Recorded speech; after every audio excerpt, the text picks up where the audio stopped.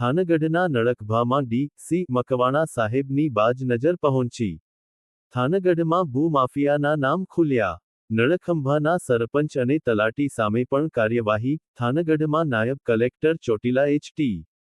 મકવાણા નાઓએ અને તેમની ટીમ દ્વારા થાનગઢ તાલુકાના બેકવોટ નળખંભા ગામના સર્વે નંબર 104, 151 વાળી જમીનમાં બેકવોટ આકસ્મિક તપાસણી કરતા તદ્દન ગેરકાયદેસર કોલસાના 4 કુવાઓ બેકવોટ ઉ5 કોલસાનું ખનન, સંગ્રહ, વહન, વેચાણ કરવામાં આવતું હોવાનું ધ્યાને આવતા નીચે મુજબના વાહનો ઝડપી પાડવામાં આવ્યા.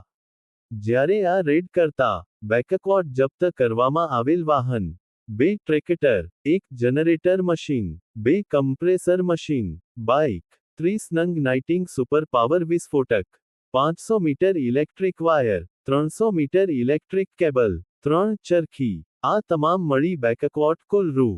16,71,000 અંકે રૂપિયા 16,71,000 પૂરા નો મુદ્દામાલ બેકવોટ જપ્ત કરી મામલતદાર કચેરી ચોટીલા ખાતે ખસેડવામાં આવ્યો હતો. જ્યારે આ સ્થળ ઉ5 ગેરકાયદેસર કોલસાનું ખનન કરનારા ઇસમોને તડીપારની કાર્યવાહી હાથ ધરવામાં આવી. ગીરુભાઈ તેજાભાઈ કોળી રહે ખાખરાથળ તાલુકો, થાનગઢ. રામાભાઈ તેજાભાઈ કોળી રહે ખાખરાથળ તાલુકો, થાનગઢ.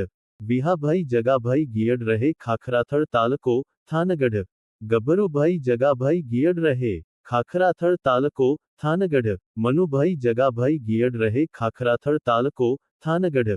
દીપભાઈ શનિભાઈ દરબાર રહે ખાખરાથળ તાલુકો, થાનગઢ. હરેશભાઈ લઘાભાઈ બારૈયા રહે નાળિયેરી રાણીપાટ તાલુકો, મૂળી. જગાભાઈ કાળુભાઈ બાવળિયા રહે નાળિયેરી રાણીપાટ તાલુકો, મૂળી.